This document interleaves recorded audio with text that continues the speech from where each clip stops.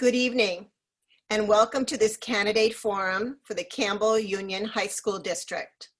This webinar forum is being sponsored by the League of Women Voters of Southwest Santa Clara Valley, which covers the cities of Campbell, Los Gatos, Montecito, and Saratoga.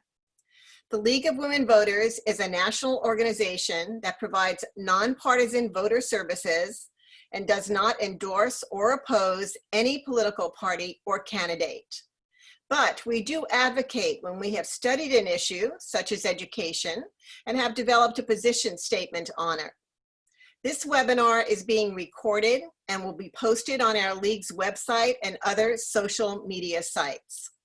My name is Eleanor Yick, current president of the League of Women Voters of Southwest Santa Clara Valley and the moderator for tonight's forum.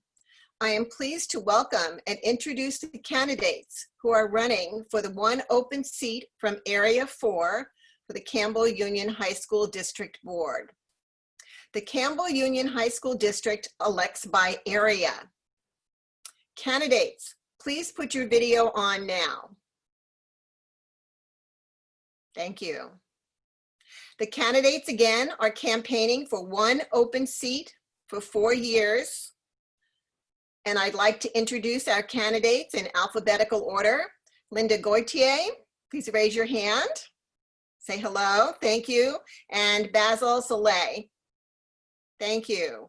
We do want to thank our candidates for coming tonight. As I said, the Campbell Union High School District elects candidates by area.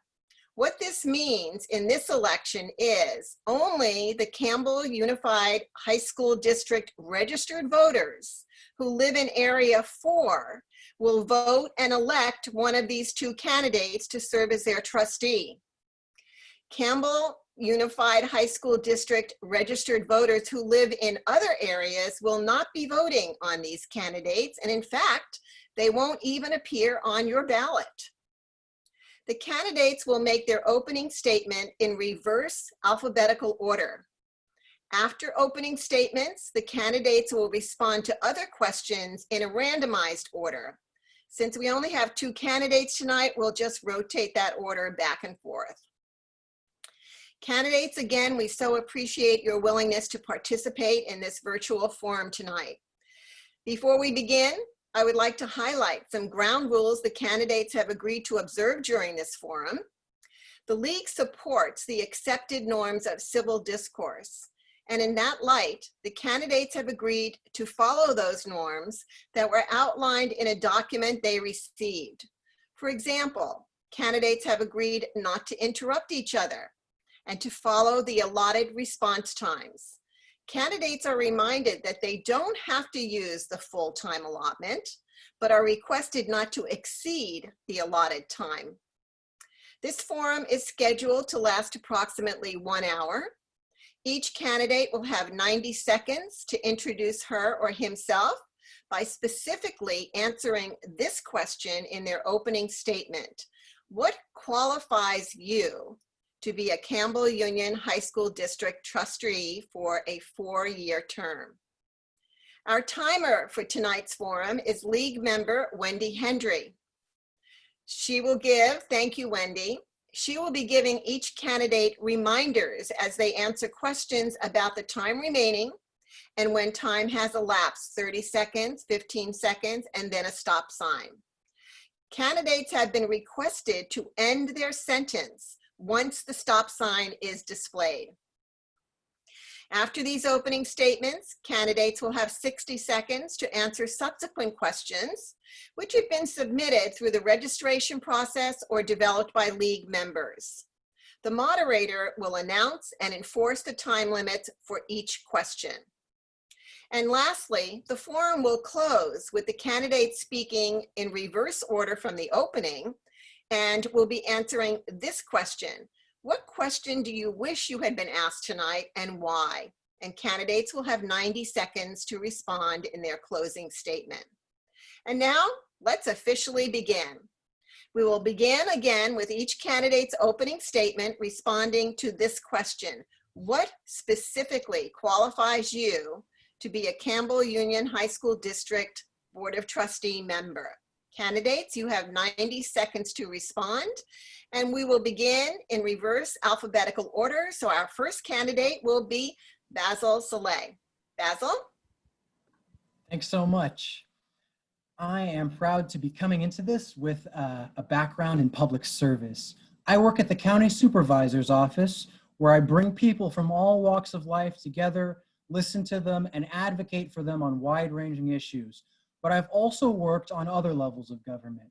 This informs my perspective, which is based on my firsthand experience with the mechanisms of community organizing, governance, and funding. I'm running for this board seat because I know that students succeed academically when we meet their needs and elevate their voices in a way that's representative of them. As a CUHSD alumnus, lifelong resident of the neighborhoods that I'm seeking to represent, and community leader, I feel uniquely suited to serve in this role. CUHSD's website documents that students with disabilities and students who identify as African American and or English learners achieve far lower academic outcomes, disproportionate suspensions, and lower rates of college and career preparation than their peers. The pandemic exacerbates these disparities, making it imperative that we factor equity into our future plans and allocations. And I want to use my experience to ensure that our district serves all its students and that those disproportionately affected before, during, and post-pandemic will not be overlooked. Thank you. Thank you, Basil. And now, Linda Goytia. Hello, my name is Linda Goytia, and I was a teacher in our district for 38 years in the science and English departments, mostly at Westmont and Delmar. Both of my sons graduated from our schools, so I definitely have a wide range of both the teacher and parent perspectives. In the 3 years between retirement and being seated on the board, I did long-term subbing, including special education, and I was a constant volunteer in the performing arts department. And in fact, I'm also responsible for the creation of a new sports scholarship there. In my time on the board, I've overseen the search for and the hiring of new district leadership. I led the district in hiring the Cassie mental health counselors, worked on the passage and implementation of Measure A, which is transforming our schools in a way that is fiscally sound, as evidenced by our AAA bond rating from Standard & Poor's. I worked with the city for traffic and safety improvements around Lee High School that some of you may have seen. I worked to get the city of San Jose to grant us the general plan amendment that has made it possible for us to acquire the Campbell Heritage Office Complex. And this is going to bring us over $1 million a year in ongoing lease revenue to put into teacher salaries and student programs. We've transformed Delmar High School into an international baccalaureate school, narrowed the achievement gap, drastically cut our dropout and suspension rates, hit all-time highs for test scores and college eligibility, implemented dual enrollment and expanded career pathways. I am incredibly proud of our achievements and the wonderful support we've always had from our community. And yes, I believe I am qualified to be on the school board. Thank you very much, Linda. And actually, we are now going to begin with the questions that were submitted through the registration process or developed by league members.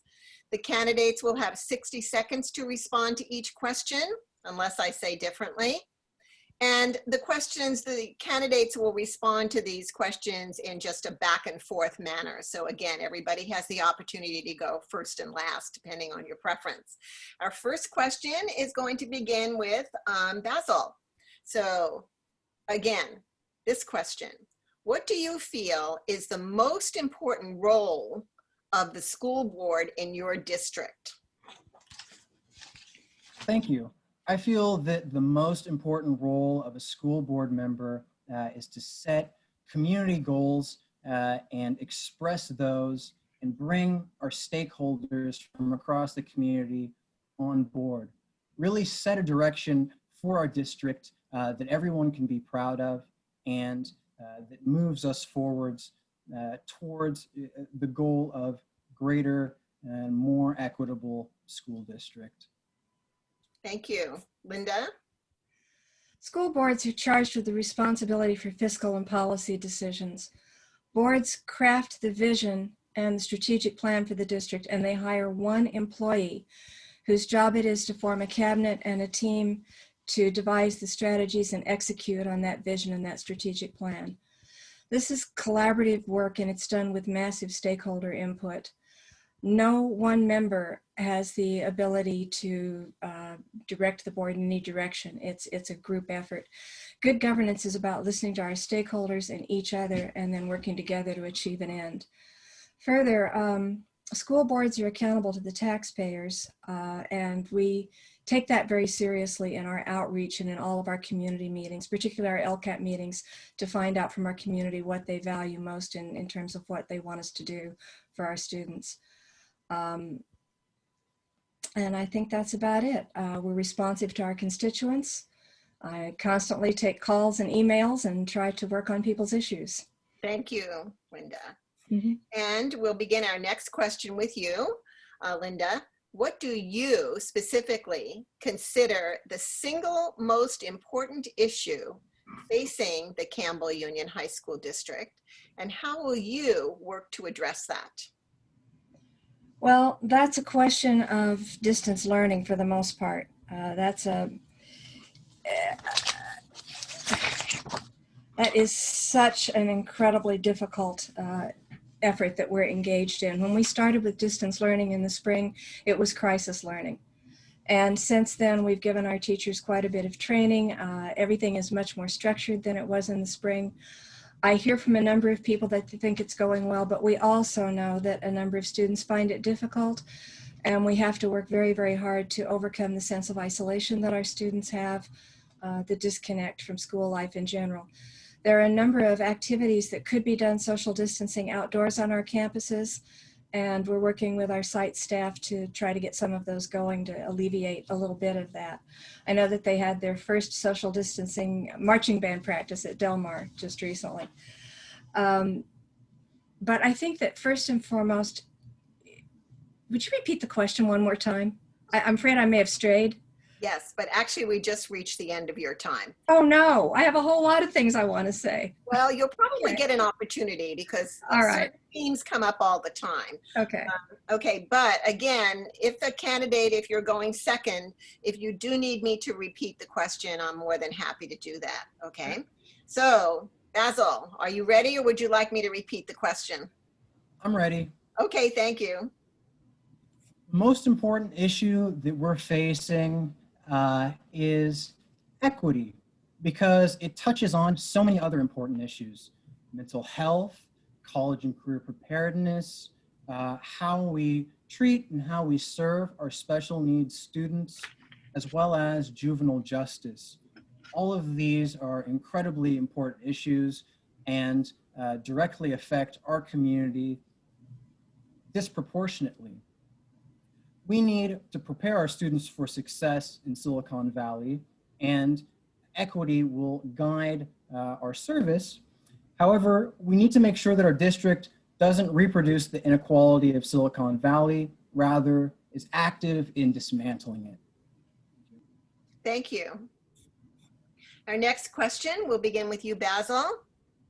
Please share a personal moment that led you to your decision to run for the school board in 2020. Basil? Certainly. Well, I was a student in this district not too long ago, but far enough.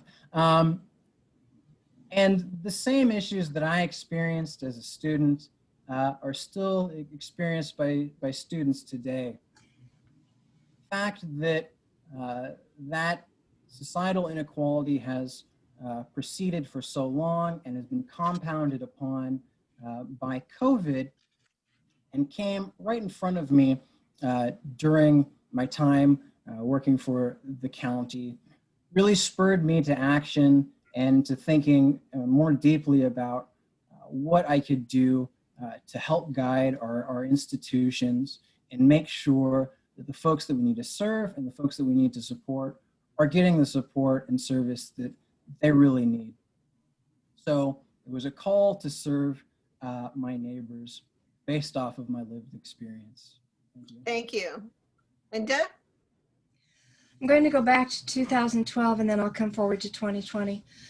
I lost my elder son to suicide, and I wanted to get on the school board and try to restore some of the student supports that we had had at one time and had lost, things like peer counseling and support groups.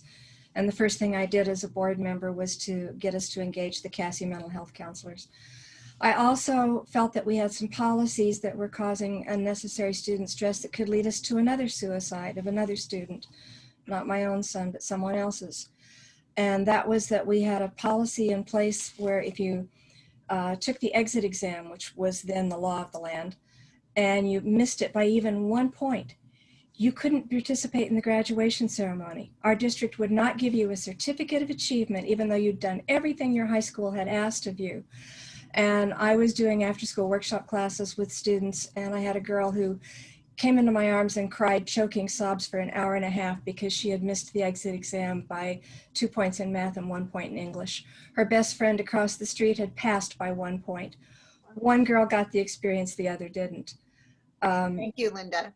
I'm out of time? Okay. Yes, you are. Okay, our next question will be back to you, Linda. What is your vision for the direction of the district over the next 5 years? And how would you help to accomplish that?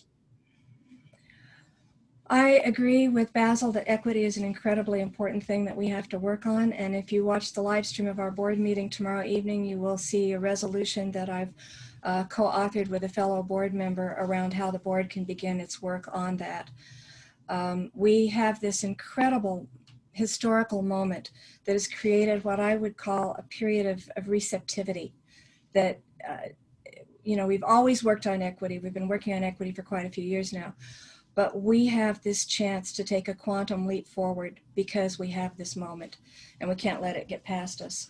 Before a board can ask a staff and all the school sites to follow in this effort, the board itself has to take the journey. We have to work together to come to an understanding of what it is we want to accomplish, to open ourselves to have difficult conversations, to be willing to be vulnerable and take risks, and educate ourselves and do self-reflection and craft a strategy going forward for what equity initiatives can look like on all of our campuses. We can't lead unless we do it first. Thank you, Linda. Yeah. Basil? Yes. My vision for our district in the next 5 years is one with integrated classrooms. I think that it is incredibly important that our special needs students have every opportunity to participate in the same instruction that their peers do. And this has actually been shown to lead to better life outcomes. I also want input, especially from our special education classrooms, to come from the bottom up. And this will help us shape our resources and actually make the partnerships that we need to meet an express need around an express need. I want to make sure that the actions of our board are directed by the community, particularly by community members who may not be empowered to participate or have been left out before. Thank you. Thank you. Our next question will begin with you, Basil. Mental health and well-being is a huge concern for many, and particularly now during this COVID-19 crisis. What would you do or promote for student mental health? Basil? Totally. I just want to start by commending Linda and thanking her for her service and her focus on this subject that is incredibly important. I would like to see our mental health services take that next leap and be brought in-house. That way we can have staff, unionized staffers with mental health qualifications, who have experience creating programs, and who can collaborate across our levels of faculty, so that wellness is not just limited to counseling services, but really extends to the classroom experience itself. This will help students who are struggling with their course load and in other aspects, see a moved dial in their experience. Thank you. Thank you. Linda? Okay. I already sort of introduced this topic. In addition to the CASI counselors that we have at each site, and by the way, they are available 24/7 remotely during this time of COVID. This year we certified over 100 staff members in mental health first aid, and we constantly communicate with parents to be sure that they're aware of the services we provide. We're also piloting a social worker on the Branham campus. We launched the student well-being survey so that we can better understand how students are experiencing their day, what supports are working, what's needed. And we've launched a district-wide campaign to remove the stigma of seeking help for stress, anxiety, and depression and give students more resources and coping mechanisms. As far as having this done in-house, there is a great advantage to contracting with professionals to do this work. First off, if we decide that they are not a good fit for some reason, we've become dissatisfied with the service, we can easily terminate that without going through any kind of lengthy waiting period or contractual difficulties. And the same is true if we see that there's another service out there in the community that we think could provide a better service than the one that we're currently getting. We can make that switch and we can do it easily. When they are our own employees, there are other laws that guide ending the relationship. Thank you. Okay, and our next question will begin with you again, Linda. I don't see a timekeeper. I haven't seen any time. No, you would not see the person. You would just see the screen. I don't see the yellow thing or the 30-second thing coming up. Wendy, would you please put those on again so we can check that? Right now it says timer off. Basil? Am I allowed to make a rebuttal? Just a moment. No, we're not doing rebuttals. Thank you. Timer on. Okay, then can you see it, Linda? Oh, I do. Yes, up there. Yes. Okay, okay, good. We want to make sure. Now I do. It wasn't there before. Thank you. Okay. All right, so now let me repeat the question that will be starting with you. Okay, it says, with the need for social distancing still in effect, what is the plan for bringing students back on campus safely? That's something that's still in progress because it's going to be a very enormous challenge. We have 8,400 people to social distance in facilities that are already at capacity normally. So to do that, you're going to have to do this in shifts. School would have to be 3 times a day in shifts. We would have to negotiate with the teachers unit to do the same thing they do once a day, 3 times a day. I think that we have to look at bringing people back in waves. Right now we're looking at hubs where we have volunteer teachers willing to work with small cohorts of students who are at risk. I'm particularly concerned that students who are at school feeling safe because they don't feel safe at home, school is their safe space. They have lost that and we need to provide that again. And for some of our students, particularly our special ed and EL learners, distance learning isn't working out so well for them. So if we can start with a hybrid model, bringing back small cohorts in person on campus, that's a place to begin. Bringing everybody back at once, yes, we can wear masks, we can hand sanitize, we can take temperatures, we have markings on the pavement, we have plexiglass shields, we have done a lot of things to prepare for that. Thank you, Linda. We're going to space people apart. That is the crux of the issue. Thank you. Basil? Yes, I would totally defer on direction for our reopening to our county mental health, our county public health officials, particularly Dr. Sarah Cody and our county Office of Education superintendent. I believe they'll be best equipped to work with the wide number of stakeholders that we have and set the best practices that we need in order to do this safely and effectively. And I'd be really hesitant to jump the gun there. Thank you. Thank you. Okay, our next question, we'll start with you, Basil. How specifically will you support teachers as the overwhelming task of distance learning continues? Totally. I believe strongly in finding new ways to direct our administration, particularly our superintendent, to develop closer relationships with our faculty. Our district is the size, having 6 schools, to where these individual relations are actually possible. And this will better help our superintendent take in more regular feedback from our faculty and be able to make decisions based on an expressed need. I would like to see that new system of communication and coordination opened up and increase the level of accountability from our superintendent. Thank you. Thank you. Linda? Well, first of all, we have a new learning platform called Canvas, and we have teachers who feel that they didn't receive adequate training on Canvas before the fall session began. So I've been working with those teachers, and we have 2 professional development days scheduled for October 1 and 2.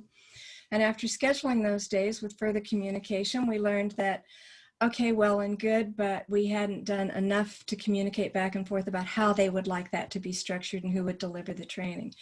We have Canvas leads on every campus, but they have pretty much exceeded their capacity to train other teachers. So now we're bringing in professionals from the Canvas company, and that professional development will take place over that 2-day time span, structured differently at each school site as the school site determines best suits their needs.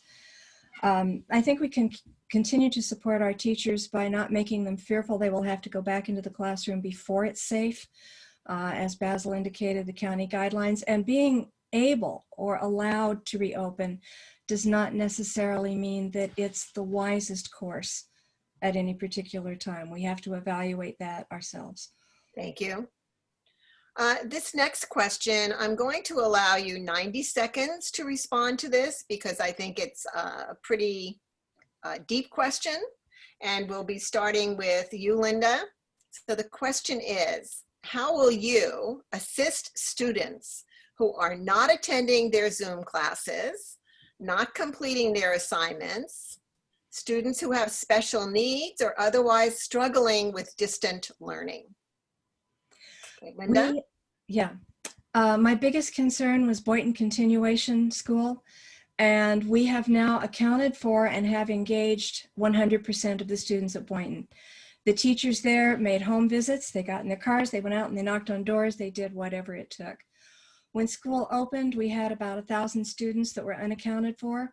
We narrowed that within the first week to 58. So our people, our staff is doing a wonderful job of bringing everyone into the fold. As far as the students who are less likely to remain engaged and are at risk, I want to go back to the same thing I talked about, which is my hope that we will very soon be able to open in-person hubs and bring those students in for that, as well as in outdoor campus activities. Because the sense of loss that kids feel socially, I think, is just as important as what's happening with them academically. Thank you. Okay, thank you. Basil? Thank you. Some of our neighboring districts pioneered a strategy that really resonated with me, and I believe really truly helped their students. And that is starting with a needs assessment, maybe taking time out of our instructional time to conduct that one-on-one with students. This really sort of provides the guidance that we need and will also sort of give us the direction we need to begin to administer directory services to orient students that are having a hard time engaging in online learning, be it for learning disabilities, be it anxiety, stress issues, familial issues, to really orient students with the support services they need to best be able to adapt and handle that challenging situation. We also need to make it crystal clear to them that we'll be willing to provide the maximum flexibility and that their experience during this will not define their academic career moving forward. Thank you. Very important. Our next question, and we'll be starting with you, Basil. It is not only important to hear the concerns from voters, but also to hear the concerns of the students. Can you give an example of where you have learned something of value from the views and concerns of students? Basil? Absolutely. I learn things of value from students nearly every day. I'm the founder of the Branham Kirk Neighborhood Association. However, once I started it, I made sure that our executive board represented the fact that our neighborhood has a large youth population. So the Neighborhood Association is actually run by students. And their insights on our community really tell us sort of what their needs, desires, and focuses are, and broadens our scope. I've also sort of received a lot of feedback on distance learning and concern about the course loads and the workloads and how those contribute to mental health issues. Thank you. Thank you. Linda? Well, what you see at a board meeting is just the public meeting. Board members are constantly out at the school sites. I am there all the time at games, plays, concerts. Well, you know, pre-COVID, it's harder today to get the student input that we desire. And we have a lot of small group structures that have been set up to hear from students directly. We have student board members now. They are invited to go with us to CSBA. We listen to their input very, very carefully, and it shapes our decision making, believe me. And we include them in our workshops as full participants. Right now, the student board members have worked for a long time to craft a very fine revision of the homework policy, which will, I believe, soon be adopted. And I give them a lot of credit because they worked with all of the different people that you would need to work with, the VPs, teachers, department chairs, the board, and fellow students to get this right. And I'm really proud of them for doing that. I think. Thank you. Sorry. Yes. Okay. We'll move on to our next question, Linda. Mhm. Let me just pull this up here. 2 years ago, student representatives spoke to the board, quote, painting a bleak picture of campus climate for students of color and LGBTQ communities, according to an article in the San Jose Mercury News. Have things significantly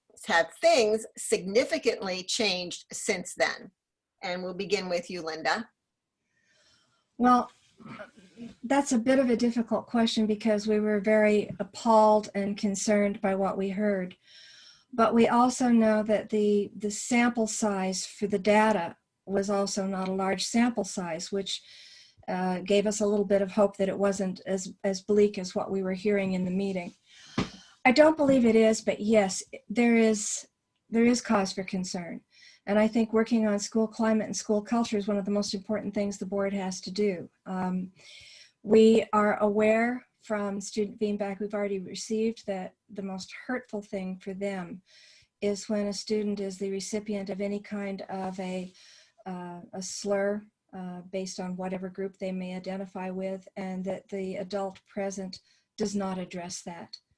And I think that one of the first steps the board has to take is to make sure that all staff have the training to know how to feel comfortable decisively and firmly and kindly addressing that to change the behavior, because that's unacceptable. Thank you. Basil? Yes, I was not surprised by this because this was my experience as a student. I do express concern with the fact that it was expressed that this was not a large sample size. I believe that every student matters, and that even if one student has an issue, That's correct. we must do everything that we can do to remedy it. And in fact, African American students at 2% of our city's population and about that same number of our district's population will never constitute any type of large sample size. However, they're routinely failed in our district policy. So I am laser focused on giving a voice to every single minority. Thank you. Thank you. I'm now going to change the pace a little bit to you. I mentioned to you in our beginning session that I would be asking you some yes and no questions. And so the next two questions are going to be of that kind. Okay. So please raise your hand when I'm finished. Please raise your hand if you are supportive of the California ballot proposition 15. It's also called the Schools and Community First ballot measure. It's also known as the split roll property tax measure that the league supports and would create a split roll property tax and generate additional money for city and schools. If you are supportive of that proposition, would you raise your hand? Okay, thank you. I see both of those shadow hands that we mentioned come on with these Zoom webinars. Okay, our next question too is another yes and no answer. Please raise your hand if you are supportive of Prop 16 that the league supports and which would amend the state's constitution to allow the use of race, gender, color, ethnicity, and national origin in public education, public employment, and public contracting. So if you are supportive of that, would you raise your hand? Thank you. I see both of your hands up there this time. Okay, now we'll go back to more of our kind of typical questions perhaps, and I'll remind you that it's, again, 60 seconds. Okay, another one relates to a school board meeting. It said, at a recent school board meeting, the school district pledged to systematically and systemically change its practices in order to achieve and maintain racial equality in education. What one action would you like to see the board and the district follow through with to achieve this goal? And we're going to begin with Basil. I would like to see our district take a coordinating role with our partner government agencies, the county, the city, our special districts, as well as the state, in order to address the school to prison pipeline. This means coordinating wraparound services that not only our schools provide, but these other public agencies and nonprofits as well could provide. This will really allow us to get at the heart of these disparity issues, which is a resource gap. Thank you. Thank you. Linda? Well, I want to start by saying that I think that the pipeline that we have going in the Cambrian High School District right at the moment is school to career and/or college. In the past 2 years, we've increased representation of students of color and low-income students in our advanced placement and IB classes by 200 students. And this spring we'll have nearly 1,000 underrepresented students in dual enrollment. Our reclassification of EL students to proficient status is rapidly increasing. And we made a commitment years ago to restorative justice. And since I came on the board, we've reduced our suspensions from 8% to 3% and our expulsions to virtually 0. It's why we closed Camden Day School. We don't need it anymore.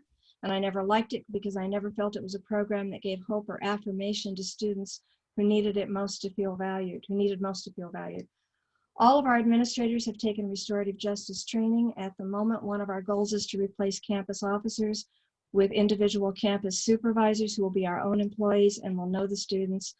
And even as a teacher, I never sent a student, quote unquote, to the office because you can't ask other people to have relationships for you.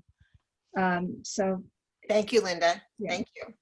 Our next question refers to something that you mentioned, and Linda, you'll be going first. Mhm. What are your tools or the school's tools for dealing with school safety, since there will no longer be resource safety officers on campus?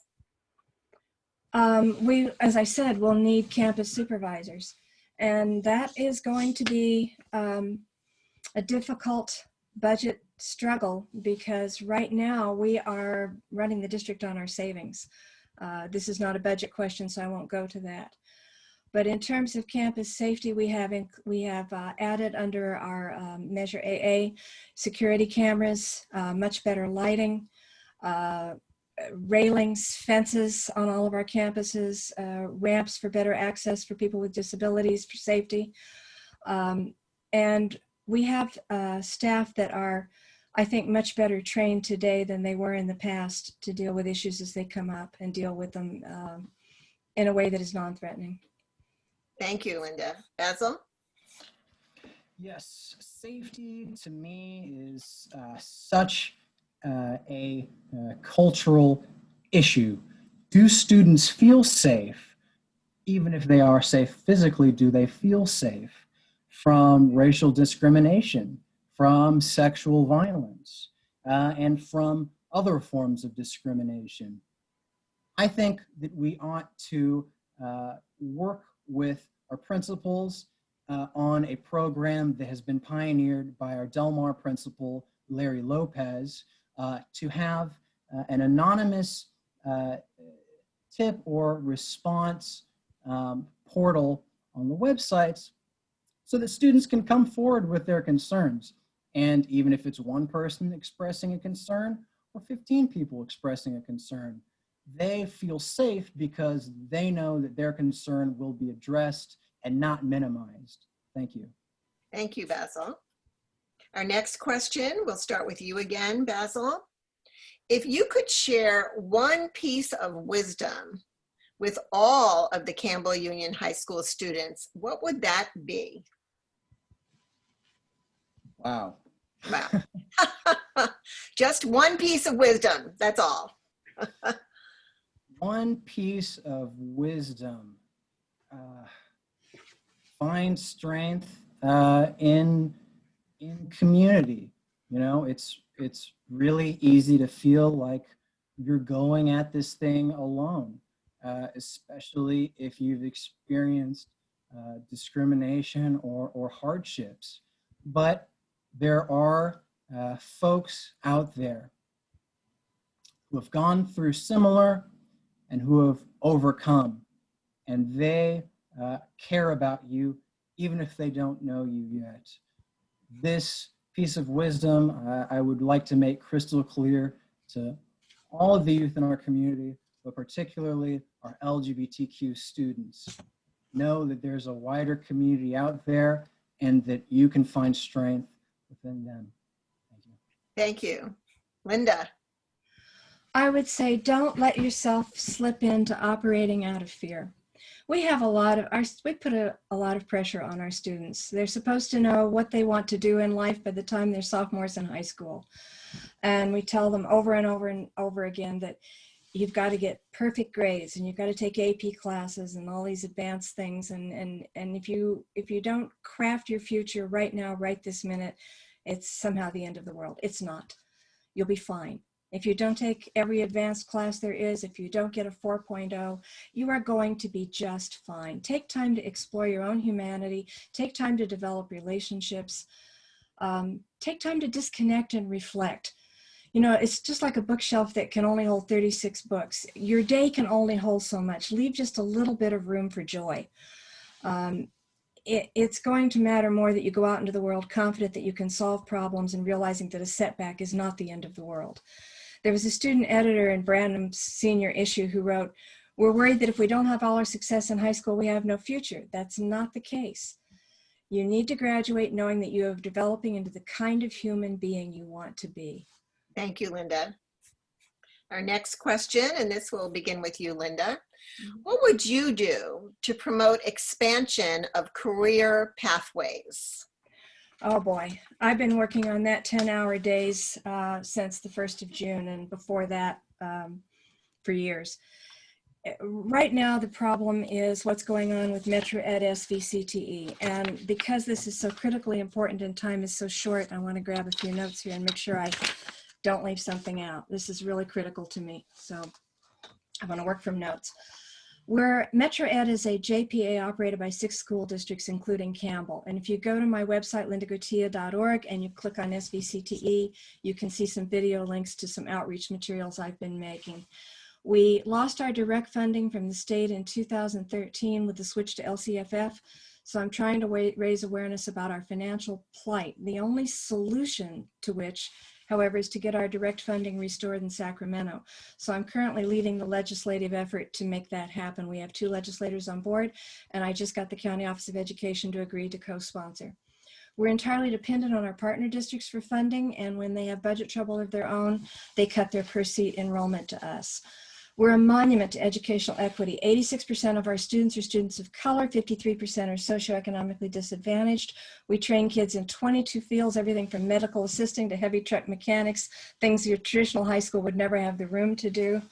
And so for the past 4 months, I've been Zooming, calling, writing, video, sending all of our city council persons, all of our supervisors, county supervisors, trying to get some bridge funding to help Metro Ed with COVID expenses. And the only office that hasn't responded to me is the office of Supervisor Susan Ellenberg. The others were having good dialogues. Thank you. Yeah. And Basil, we'll give you a little bit more time with your answer. Go ahead. Thank you. I believe we can really expand on our career technical education through partnerships. We can partner with Working Partnerships, who has their trades orientation program, which prepares students for apprenticeships, which means that they will be able to get high-paying jobs that will support them in the Silicon Valley. That's the key, making sure that every student can compete in this Silicon Valley economy. The SVO also provides partnerships with willing and pioneering districts. I would like to create that partnership, which brings employers into the conversation. This will really help us future-proof our jobs training. We need career training that adapts to the 21st century. Things like auto shop and metal shop are great now, but will they be as viable for our students in the future if our cars are moving to electric? These are the types of considerations that I think these partners will help us make, and have programs that give that peace of mind and that confidence to every student that participates in them. Thank you. Our next question will begin with you, Basil. How would you prioritize budget cuts if they become necessary? Good question. I will do everything that I can to make sure that we are not cutting salaries, not cutting benefits, or not cutting staff. I think that this is the most important thing for our district to maintain. And I also think that by making one-time investments with things like our state COVID relief funds, we'll be able to set ourselves up to have programs in the future funded by grants from the County Office of Education, as well as the state, which allows us to cut our funding obligations in our budget and actually provide even more services. So strategic investments. Thank you. Linda? State grants are problematic for a basic aid district because it requires that you have a certain level of students on the free and reduced lunch program, and we don't qualify for most of the state grants for that reason. We've just had to make some very painful cuts, and we kept them as far from the classroom as we actually kept them away from the classroom. And we did it by reassigning management positions to teaching. We did it by offering an early retirement incentive and reducing our classified staff. We reassigned classified management. We reduced books and supplies by $2 million. We kept it away from our people. Our operating budget is $117 million, and 82% of that is our people, our salaries and benefits. Our parcel tax, or not our parcel tax, our property tax revenue, which is how a basic aid district basically is supported, is 82% of our operating budget. Our people are 81%. So you can see that we are very close to the bone when it comes to making cuts. Any cuts we make in the future, if we have to go further, and we probably will, are going to be extremely painful. I will keep them away from mental health. I will keep them away from our teachers. Thank you, Linda. Yeah. Our next question, a little bit of a shift here. What has been the single most gratifying moment from this campaign for you? And we'll start with you, Linda. Actually, I just had it 2 days ago on Custer Street. I met a woman who's a parent of a senior at Branham High School this year. And I asked her, holding my breath, how it was going. And she said, you know, I think the district has done a terrific job of distance learning in the fall. She said, in the spring, it was a little rocky. And yes, we all know that it was. She said, now there seems to be structure and scheduling, and the students are much more clear about what's expected. They have tutorial time with their teachers. She said, my daughter is doing just fine. And that was terrific to hear, because, you know, we also hear from parents who are not experiencing anything quite so positive. There's a real mix out there, but it was just a relief to hear that, at least in one particular case, they felt we were doing a good job. Good, thank you. Basil?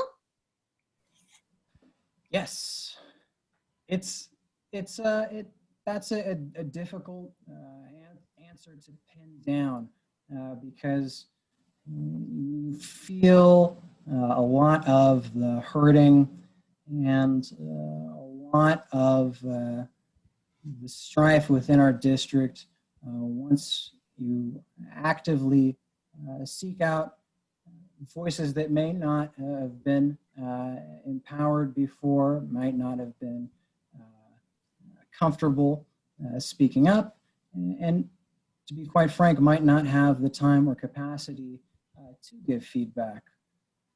But it is always gratifying to be able to hear from members of the community and to feel the faith placed in you to be somebody who champions their concerns. All those endorsements are incredibly meaningful to me. Thank you. Thank you. And our next question, we'll begin with you again, Basil. Are there particular state and or local issues that you support that might improve the quality of education in the Campbell Union High School District? Basil? Yes. Senator Jim Bell has secured quite a good deal of grant funding for mental health wellness centers.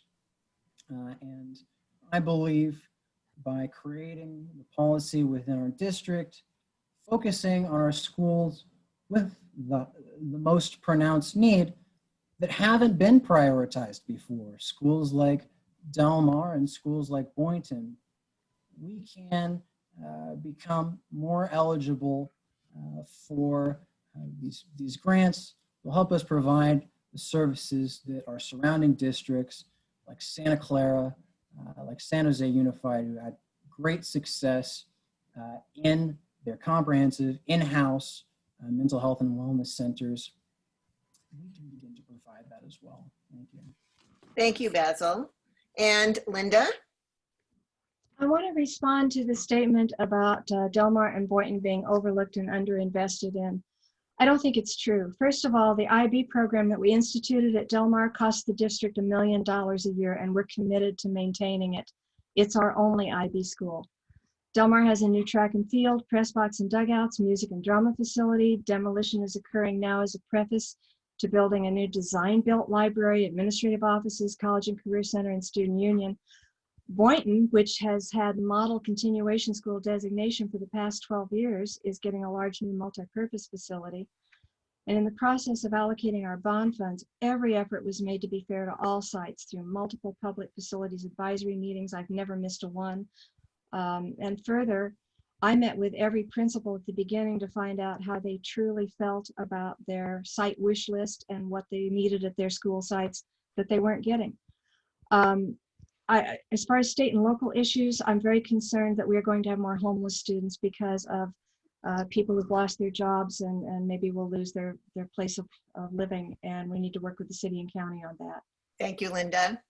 Okay, that concludes the questions that were submitted by community members or developed by the League of Women Voters. This next question will be your last question and your closing statement. And again, the question is, what question do you wish you had been asked tonight and why?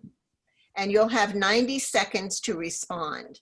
I also encourage candidates, if there's something that you didn't get a chance to say, make sure that you bring it out in this, your closing statement. So let me repeat the question for you because we'll be starting with actually Linda.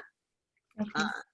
And again, what question do you wish you had been asked tonight and why? And you will have 90 seconds to respond. Linda?